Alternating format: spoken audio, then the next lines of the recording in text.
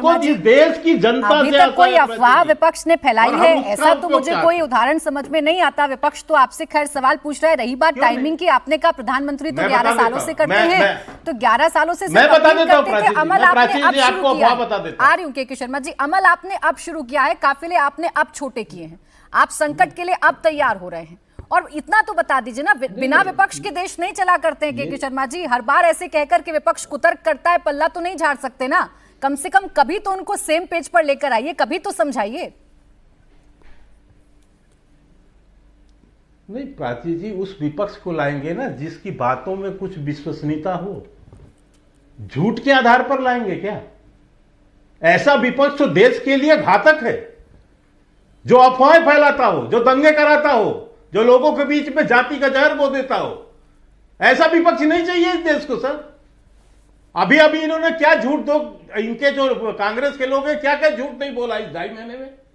जिस दिन वहां से होर्मुज में ब्लॉकेज था, युद्ध चल रहा था, 2 जहाज भारत के लिए निकले, एलपीजी के और पेट्रोल के, और ये विपक्ष के लोग, खासकर कांग्रेस के लोग, प्रेस कॉन्फ्रेंस करके कहा कि वो दोनों जहाज अमेरिका जा रहे हैं, किसी ने कहा अफ्रीका जा रहे हैं, ठीक है, भारत के अंदर जो है नहीं आएंगे, और दूसरे दिन वो जहाज भारत में दिखे। ठीक, तो ये केस के अंदर क्वेश पैदा करने की कोशिश, ऐसा विपक्ष, इनसे तो चलिए मैं भगवान जवाब बचाए। देती हूँ, संजीव जी मेरे साथ ऐसा हैं। विपक्ष देश को नहीं चाहिए। लेकिन के शर्मा जी, इस विपक्ष तरह को साथ क्या लेकर अफवाह चलना फैला भी के सरकार की जिम्मेदारी जाति का होती जहर और है। झूठ यहाँ बोल तो ऐसा बोल के लगता है कि और विपक्ष विदेशों उफ में भी जाके करे तो वो बदनाम अफवाह करके हो ऐसा जाती विपक्ष है। नहीं चाहिए। विपक्ष का एक एक सवाल आपको ज्यादा ही चुभने लगता है, लेकिन जो आप अफवाहों की बात और कह रहे हैं विपक्ष हमारा साथ नहीं देता। अब ये 2 जहाज की कहानी अफवाह है क्या? अच्छा संजीव जी, आप प्राची जी, मुझे आश्चर्य है कि आप एक एंकर होकर ऐसी बात कर रही हैं। नहीं के शर्मा जी, मुझे मेरी आश्चर्य है जिम्मेदारी आप पर पता है, और कि एक जब एंकर भारत होकर जो मुझे है, उस सारी समय खबरों के भारत बारे के में लोग- जानकारी रहती है। मुझे पता है विपक्ष क्या कर रहा है और मुझे पता है आप क्या कर तो रहे आप हैं, उसको और ये दोनों कह से रही है सवाल कि पूछने आप की उसको मेरी अफवाह नहीं जिम्मेदारी मान रहे। है। दोनों से सवाल पूछने की मेरी जिम्मेदारी है। अब आपके नजरिए से जो सवाल है वो संजीव जी उसका जवाब देंगे ना। मुझे तो आश्चर्य संजीव है जी, कि क्या मोदी का जो विरोध देश के करना लोग ही जो विपक्ष समय का एकमात्र लक्ष्य रह गया? आतंकित रुक थे, जाए के शर्मा जी, वैसे प्लीज समय रुक जाए। अफवाह फैला के के शर्मा बात करिए जी, कि कुछ नहीं है। के शर्मा जी, मुझे आज तो ही आश्चर्य विपक्ष है। आपसे सिर्फ आपकी टाइमिंग पर सवाल पूछ रहा है। आज विपक्ष कोई अफवाह खड़ी नहीं कर रहा है। जब अफवाह फैलाई थी तो उनसे सवाल पूछे गए।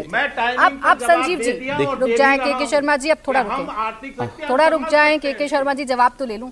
संजीव जी, क्या मोदी का विरोध करना है इसलिए इस फैसले का भी विरोध करना है? क्या मोदी की अपील सुनकर विपक्ष भी अपनी जिम्मेदारी निभाएगा और साथ में खड़ा हो जाएगा संकट काल में? देखिए, हमें कोई प्रधानमंत्री नरेंद्र मोदी से पर्टिकुलर कोई विरोध नहीं है, उनकी नीयत पे सवाल खड़ा होता है। एक बात बताइए, मुझे लगता है कि 12 साल में ईमानदारी से नरेंद्र मोदी जी ने कोई एक काम किया है तो वो काम किया है चुनाव प्रबंधन का। जब जब चुनाव और देश में उनको चुनना होता है, चूंकि वो देश के प्रधानमंत्री हैं, उनकी जिम्मेदारी है कि देश का प्रबंधन संभालें, लेकिन चुनाव प्रबंधन की बात आती है तो देश का प्रबंधन भूल जाते हैं, चुनाव प्रबंधन का ध्यान रखते हैं। और यही कारण है पूरा विश्व 3-4 महीने से तैयारी कर रहा है। प्रधानमंत्री जी बंगाल के चुनाव की तैयारी कर रहे थे, बंगाल का परिणाम आया, अब अचानक उनको याद आया कि एक बड़ी क्राइसिस आने वाली है, उन्होंने इस बात का ऐलान कर दिया। देखिए, देश से सब प्यार करता, हम देश के साथ करें, लेकिन एक बात बताइए, 12 साल में एक बात बताइए, इनके एक वित्त राज्य मंत्री हैं पंकज चौधरी, उन्होंने कहा कि कॉरपोरेट टैक्स को माफ करने से 2021-22 से आंकड़े दिए कि 90,000 करोड़ पर ईयर हमारा नुकसान हो रहा है। यानी 10 साल जो लगभग 7 लाख करोड़ का नुकसान इसलिए हुआ क्योंकि आपने व्यवसायियों को कॉर्पोरेट टैक्स माफ कर दिया। अगर वो बचता तो देश का फायदा होता। जब रसिया यूक्रेन की लड़ाई हो रही थी तब हमें रियायत पे हमारे निजी कंपनियों को तेल मिल रहा था। हमारी निजी कंपनियों ने क्या किया? हमारे निजी कंपनियों ने उस तेल को रिफाइन करके यूरोप जाकर के बेचा। प्रधानमंत्री चुनाव प्रबंधन में व्यस्त थे। फिर विंडफॉल टैक्स लगता था 2022 उन्होंने वो भी खत्म कर दिया। उससे लगभग 24,000 करोड़ का नुकसान हुआ। तो प्रधानमंत्री का ध्यान इसलिए नहीं गया क्योंकि प्रधानमंत्री चुनाव में व्यस्त थे। तो प्रधानमंत्री की चुनाव की व्यस्तता के कारण आज इतने नुकसान होते। एक बात बताइए, आज आप 2024 का यह आंकड़ा कहता है कि भारत से विदेश जो बच्चे पढ़ने जा रहे हैं लगभग $60 मिलियन का इंडियन पेरेंट्स पैसे विदेश भेज रहे हैं, यानी 3.5 लाख करोड़ रुपए जा रहे हैं। आपने 12 साल में अच्छे स्कूल नहीं बनाए, अच्छे कॉलेज नहीं बताए। अभी देखा आपने कि किस तरह के नीट के एग्जाम कैंसिल हो गए और बच्चों के जीवन आज अस्त व्यस्त है, तो मुझे लगता है कि आप ठीक से देश में एग्जाम नहीं करा पा रहे हैं तो क्या खाक आप देश संभालेंगे? फिर हम सवाल आपसे नहीं करेंगे।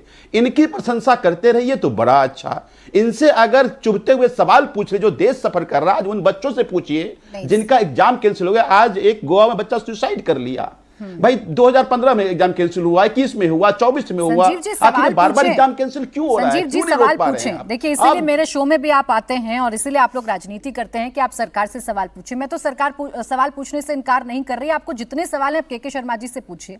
मेरा प्रश्न सिर्फ इतना भरता कि क्या इन सवालों के साथ आप पीएम मोदी की अपील के साथ खड़े हुए नजर आएंगे? क्या जो प्रधानमंत्री ने एक रास्ता सुझाया है और जिस पर बीजेपी के तमाम नेता अमल कर रहे हैं, क्या आपके नेता अमल करेंगे? क्या बचत का रास्ता अख्तियार करेंगे या सिर्फ विरोध करेंगे? अच्छा देखिए, अगर बचत की जरूरत पड़ेगी बिल्कुल हम बचत का रास्ता अख्तियार करेंगे, लेकिन हम सवाल बार बार खड़े इसलिए कर रहे हैं कि रसिया से आज से 4 दिन पहले गैसेज आ रहे थे, आपने मना कर दिया। क्यों मना कर दिया आपने? क्यों नहीं रसिया से गैसेज खरीदते हैं? चाइना खरीद रहा है और देखिए ट्रंप जाके मजबूरी में चाइना जा भी रहा है। आप क्यों नतमस्तक कर रहे हैं? हमें कहते तेल की क्राइसिस नहीं है, अगर रसिया से खरीद लेते तेल आप, लेकिन आप ट्रंप के सामने नतमस्तक हैं, अमेरिका के सामने नतमस्तक हैं। नहीं, जहां तक मुझे पता है संजीव जी, रशिया से तेल खरीदना हमने बंद नहीं किया है, लेकिन आप लोग जब से आपको आर मिली है, आप भी तो जेनजी के भरोसे हैं ना। बात देश की कर रहे हैं और कल्पना नेपाल और बांग्लादेश की करने लगते हैं। आपके नेता कितने गंभीर हैं? आप जेनजी को सड़क पर उतार कर करना क्या चाहते हैं? अगर